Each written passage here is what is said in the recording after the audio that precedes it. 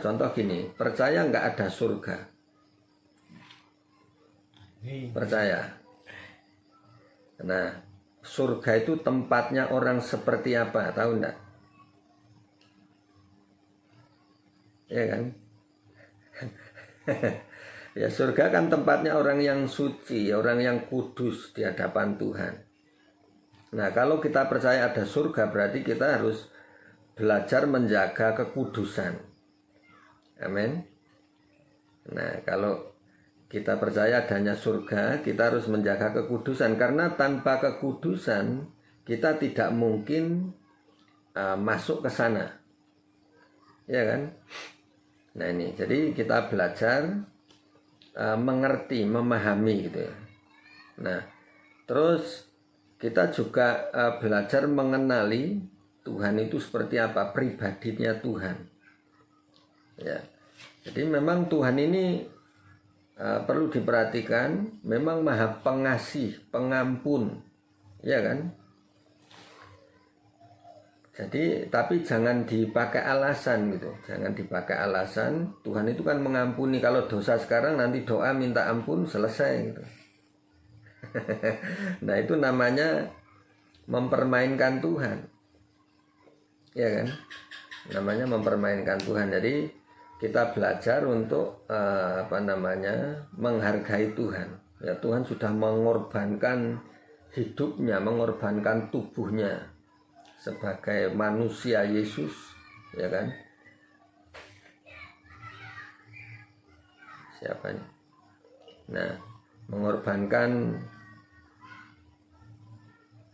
siapa ini yang masuk?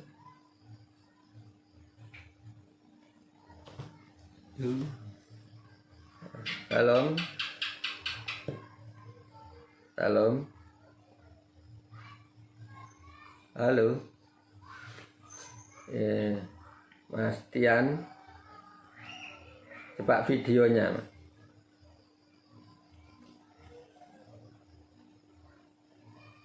Oke ya, nggak jadi masuk. Kuduskan nama Tuhan. Coba kita lihat dulu doa Bapa kami ya. Oke.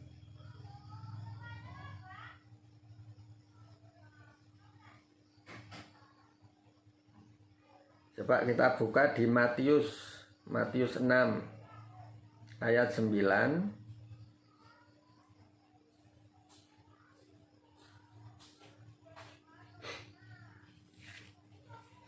Saya kira sudah hafal ini malahan kalau doa ini ya kan. Nah, coba hafalan aja lah, hafalan aja ini. Doa Bapa kami. Ya. Oke ya, hafalan, coba hafal enggak so? Oke ya, coba doa Bapa kami.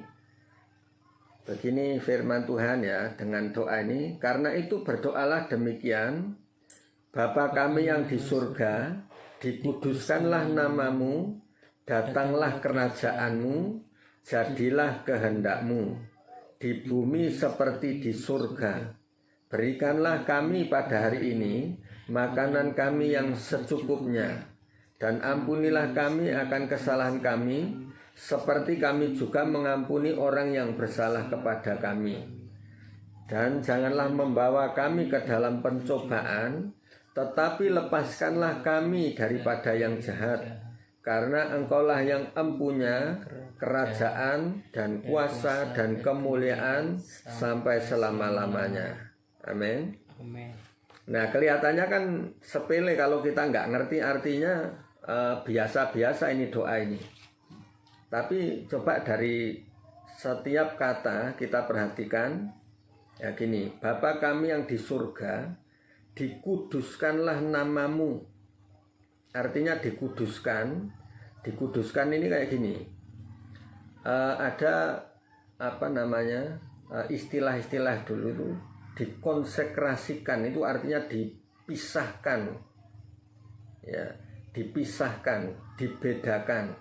Artinya gini, dikuduskanlah namamu, itu kayak kita menyatakan bahwa Tuhan nyatakan bahwa engkau ini Tuhan yang berbeda, engkau Allah yang berbeda dari Allah yang lain. Ya kan? Engkau adalah Tuhan yang berbeda, gitu, bukan Tuhan yang sama. Ya, dikuduskanlah namamu. Terus datanglah kerajaanmu. Ya, datanglah kerajaanmu ini mengharapkan hadirat Tuhan, kerajaan Tuhan ini datang. Nah, terus jadilah kehendakmu. Kalau kita berdoa, nah ini penting ini, jadilah kehendakmu. Jadi bukan kehendak kita yang jadi, tetapi kehendak Tuhan yang jadi. Gitu ya. Terus di bumi seperti di surga. Ya. Ya, di bumi seperti di surga. Nah, terus ayat 11, berikanlah kami pada hari ini makanan kami yang secukupnya. Dan ampunilah kami akan kesalahan kami, seperti kami juga mengampuni orang yang bersalah kepada kami. Nah, dan janganlah membawa kami ke dalam pencobaan, tetapi lepaskan kami daripada yang jahat. Kalau kita perhatikan ini kayak doa-doa biasa. Tetapi kalau kita pahami lebih dalam, ini banyak yang kadang-kadang kita nggak ngerti. Ya, kadang-kadang ada sesuatu yang baru maksudnya ya. Seperti ini, Bapa kami yang di surga. Saya dulu sebelum masuk, benar-benar masuk jadi orang Kristen, maksudnya dulu nih saya keturunan orang campuran ya kan. Bapak saya Muslim, ibu saya Kristen. Nah, dengar doa ini, doa Bapa kami yang di surga. Nah, kira-kira benar enggak Tuhan itu ada di surga? Percaya enggak kalau Tuhan di surga? Nah, surga itu di mana coba? Tempatnya di mana? Ya kan? Nah, surga itu di mana? Seperti apa gitu? Nah, itu kan apa namanya? Terus kenapa dikatakan Bapa kami yang di surga?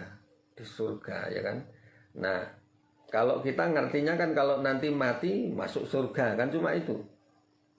Nah, padahal Bapa kami yang di surga itu artinya adalah tahta Tuhan, tahtanya, tahta Tuhan. Kalau Tuhan ada di mana kira-kira? Ada yang tahu Tuhan itu ada di mana? Apakah cuma bertempat di surga gitu, duduk diam gitu? Ya? Di-hati. Nah ini, jadi Bapa kami yang di surga itu artinya ada satu tempat untuk tahta Tuhan. Kalau di kitab apa ya coba, yang dikatakan bahwa Tuhan menegakkan tahtanya di surga.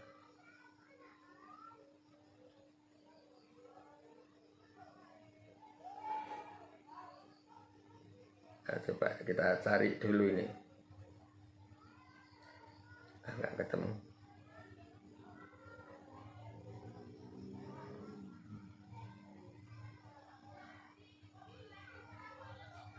Ya, kalau di sini menegakkan namanya, menegakkan, coba cari coba.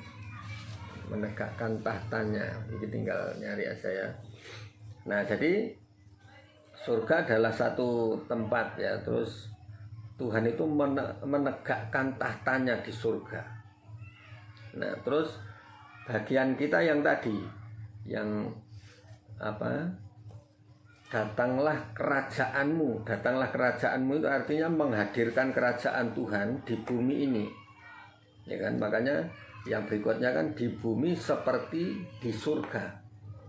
Mazmur kalau tidak salah, menegakkan tahtanya di surga. Ya. Itu menegakkan tahta di surga. Nah, itu ya. Jadi terus dikuduskanlah namamu. Dikuduskanlah namamu itu artinya biar Tuhan itu menyatakan bahwa Dia itu Tuhan yang berbeda. Tuhan yang apa? Bukan sembarangan Tuhan gitu. Bukan sama seperti Tuhannya orang lain. Itu dikuduskanlah namamu. Nah, terus di hati kita juga seperti ini, dikuduskanlah namamu, artinya secara khusus di dalam hati kita itu menguduskan, ya, membuat tempat yang istimewa di hati kita gitu. Nah, apakah kita sudah lakukan ini, bahwa Tuhan itu Tuhan yang istimewa, yang nomor satu di hati kita? Nah, apakah sudah ada di dalam hati kita seperti ini? Apakah Tuhan ini sudah benar-benar yang terutama gitu? Gitu ya. Ada? Ada kayak mendadak kebenaran ya.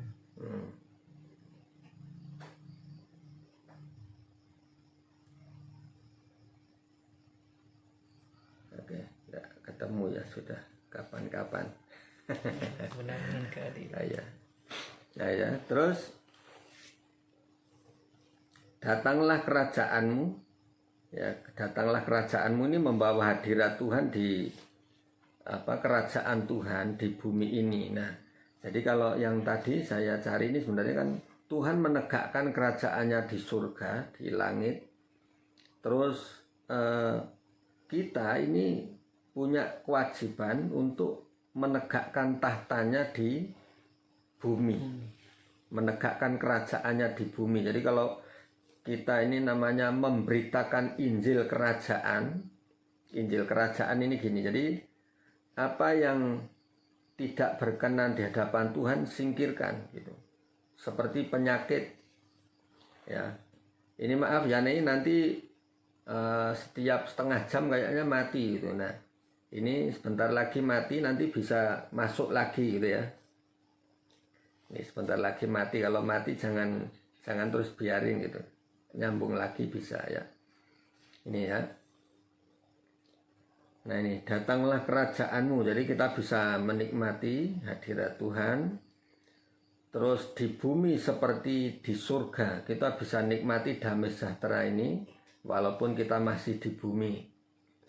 Terus berikanlah kami pada hari ini makanan kami yang secukupnya. Nah ini yang gini, ada orang yang dulu ini penjaga sekolah Kristen, tapi dia sendiri bukan orang Kristen, orang Muslim. Tanya ke saya, Pak, kenapa Tuhan Yesus ngajarinya kok berikanlah kami pada hari ini makanan kami yang secukupnya. Kenapa enggak untuk besok, untuk seminggu, untuk 1 bulan, kalau perlu 1 tahun gitu, ya kan? Kenapa berikanlah kami pada hari ini makanan yang secukupnya, ya? Artinya hari ini ternyata pengertiannya sangat luas. Jadi gini, banyak orang yang stres, banyak orang susah, banyak orang yang bebannya sangat berat. Ya, kenapa kok bebannya sangat berat? Mikirnya terlalu jauh. Ya kan? Mikirnya jauh. Maksudnya ini misalnya orang ngontrak gitu. Kontrakannya ini masih kurang setahun lagi gitu. Mikirnya sudah setahun ke depan. Wah, gimana bayarnya? Ya kan? Nah, itu. Jadi terlalu pusing gitu. Terlalu pusing kalau terlalu jauh mikirnya. Gitu ya. Nah terus tentang hari ini artinya juga bisa berarti seperti ini. Berikanlah kami pada hari ini makanan yang secukupnya. Kalau kita masih bujang gitu, masih bujang, ya dikasih secukupnya untuk 1 orang. Begitu punya istri, punya suami, ya dicukupkan untuk 2 orang. Terus begitu punya anak, ya dicukupkan seberapa anak yang ada itu, 1, 2, 3, semuanya Tuhan cukupkan. Terus mungkin nanti akan adakan mantu, ya kan? Itu nanti juga akan dicukupkan. Yang undang 5.000 orang juga cukup gitu. Nah kalau mintanya banyak belum tentu cukup gitu ya. Nah ini makanya berikanlah kami pada hari ini makanan yang secukupnya. Ini jadi maksudnya itu. Nah ini jadi kita belajar bagaimana menghargai Tuhan. Seperti tadi, kuduskanlah namamu, artinya Tuhan itu Tuhan yang berbeda, terus dikuduskan juga di dalam hidup kita, dalam hati kita, dalam hati kita. Nah, jadi kalau kita menguduskan, kita menghargai, Tuhan juga akan menghargai kita, ya, memperhatikan kita lebih daripada yang lain, gitu ya. Oke. Terus apa lagi tadi? Ampunilah kami akan kesalahan kami, seperti kami juga mengampuni orang yang bersalah kepada kami. Jadi artinya, kalau kita minta diampuni, kita juga tentunya harus mengampuni, ya kan? Apa yang kita beri, itu kita bisa terima. Ya, kalau kita minta diampuni, kita juga harus mengampuni, gitu ya.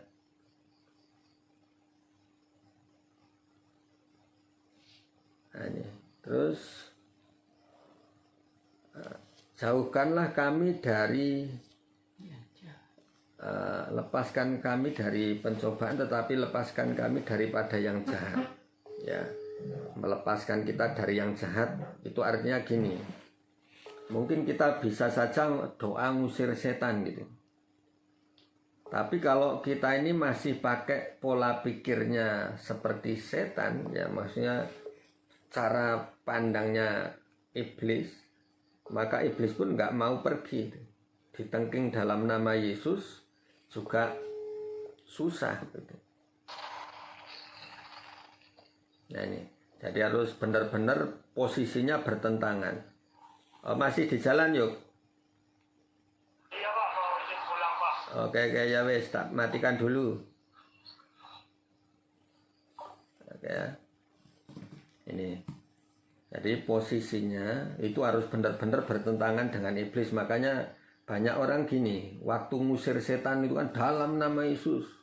Setannya cuma ketawa-ketawa toh, ya kan? Roh berzinahan pergi, sedangkan kita masih berzina. Terus roh ngerokok, ya kan? Roh apa lagi diusir. Nah, setannya masih gini, masih ketawa-ketawa aja, karena kamu aja kan seperti itu. Kita jadi sarangnya. Nah ini, jadi kalau kita berdiri benar-benar bertentangan dengan kuasa iblis, ya perbuatan kita juga harus menunjukkan bahwa memang kita menolak kejahatan itu, gitu ya. Nah ini contoh gini. Jadi ini satu rahasia juga bagaimana mengusir setan. Mengusir setan ini, saya pernah mendoakan orang sakit. Nah, orang sakitnya ini di perut ini. Yang sakit di perutnya. Kalau sekarang mungkin seperti kanker usus gitu ya, kanker usus. Nah, itu setiap kali sakit itu bener-bener sampai guling-guling gitu, kesakitan. Nah, terus waktu kami doa ini, setiap kali kami datang ini penyakitnya hilang gitu. Nah, jadi aneh gitu.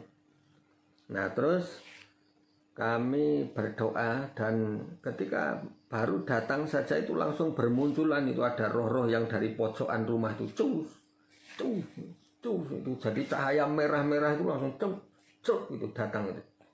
Nah, ternyata itu roh dukun-dukun. Nah, terus saya tanya ke yang punya rumah, Mbah, apa pernah minta tolong ke dukun gitu? Oh ya, tadinya kan nggak ngaku, terus langsung ngaku. Oh ya, saya pernah minta tolong 5 dukun kalau nggak salah gitu. Terus dikasih apa saja Mbah? Dikasih minyak, kasih ini, tuh suruh nanam di setiap pojokan rumah. Nah, ya benar, tadi saya lihat itu ada yang keluar dari setiap sudut rumah, itu keluar semua, cung gitu. Nah ini. Nah terus ketika kami berdoa ini gini, jadi ketika nengking dalam nama Yesus, ya ini rahasianya. Ketika nengking dalam nama Yesus, kalau memang ada kuasa ini seperti ini. Jadi ketika kita tengking dalam nama Yesus, darah Yesus gitu kan, itu seperti kena pukul, tak langsung terguling-guling gitu. Nah, jadi iblis kayak gitu. Ketika kita tengking dalam nama Yesus, bisa guling. Nah, tapi kalau kita doanya seperti tadi, cara hidup kita masih belum benar di hadapan Tuhan, waktu kita ngusir juga cuma diketawain sama setan. Nah, jadi ada ratusan yang muncul gitu. Tapi ketika ditengking dalam nama Yesus kayak kena pukul tak gitu, langsung guling-guling. Nah, terus ketika ini sudah selesai yang kecil-kecil itu ya. Terus yang dari perut ini, yang megang perut yang sakit ini, itu ternyata kayak setan yang besar, terus ada tanduknya 2 gitu. Ada tanduknya, ada bertanduk gitu. Nah, terus ketika ditengking sama istri saya, waktu itu istri saya yang mimpin doa gitu kan. Nah, ketika ditengking cuma pamer gigi. Jadi ditengking dalam nama Yesus, itu cuma ketawa aja dia. Nah, karena ini ternyata adalah Lucifer yang masuk di situ. Nah, kenapa kok dia cuma tertawa-tertawa? Nah, itu ya, kita harus tahu itu. Nah, jadi kalau yang model seperti ini, cara melawannya pun berbeda. Cara melawan, terus siapa yang jadi lawannya berbeda. Nah, ketika ditengking, kok cuma ketawa-ketawa, istri saya kan hampir marah itu, kepancing emosinya. Yang lain ditengking langsung guling-guling ya kan. Yang ini cuma pamer gigi, pamer taringnya. Nah, akhirnya saya ambil alih, sudah kamu mundur. Saya jiplak ayat firman Tuhan yang dikatakan Rasul Paulus. Hai iblis, kalau engkau tidak pergi saat ini, maka tangan Tuhan sendiri akan menimpa engkau. Jadi pakai firman. Karena dia tahu firman. Ya kan? Karena dia mantan malaikat yang jadi Satan. Nah ini. Nah, waktu saya pakai firman ini langsung keluar tuh dari yang tadinya megang penyakit itu langsung keluar. Nah, tapi iblis ini kita harus tahu cara kerjanya. Ketika mundur itu enggak begitu saja mundur gitu. Ternyata apa? Ternyata masih cari sasaran lain. Ketika keluar, terus di tempat ini waktu kami doa, itu kan ada anak kecil. Ada anak kecil yang ikut, langsung mas ya, langsung ikuti. Ada anak kecil yang ikut, jadi masih bayi gitu. Nah, ketika digendong gini tiba-tiba rewel anak ini, nangis. Anak ini nangis, terus dibawa keluar. Ketika dibawa keluar, gini langsung mau nyerang anak ini. Jadi ini cari sasaran yang lain lagi gitu. Nah, ketika anak ini dibawa keluar, terus yang iblis yang besar itu mendekati anak ini, mau masuk ke anak ini. Terus saya panggil, Mbak, bawa masuk anaknya. Bawa masuk, itu justru akan diserang lagi. Akhirnya kita doakan. Setelah berdoa, di situ bisa lepas dan Tuhan kirimkan malaikat di atas rumah ini. Dijaga malaikat. Nah, dari situ mulai aman. Itu. Nah, ini jadi cara melawan iblis. Nah, seperti yang doa Bapa kami tadi. Doa Bapa kami, ya jauhkanlah kami daripada yang jahat. Jadi lepaskan kami daripada yang jahat. Jadi melepaskan dari yang jahat ini bukan sekedar dijauhkan dari setan, tapi diri kita juga menjauhkan perbuatan-perbuatan jahatnya iblis. Gitu ya. Jadi oke. Nah, karena engkaulah yang empunya kerajaan dan kuasa, kemuliaan sampai selama-lamanya. Nah, itu penutup doanya seperti itu. Nah ini jadi doa Bapa kami ini sudah melingkupi semuanya. Soal minta berkat, ya, minta perlindungan, minta kekuatan, terus ada berkat-berkat yang lain gitu ya. Oke, mungkin sampai di sini.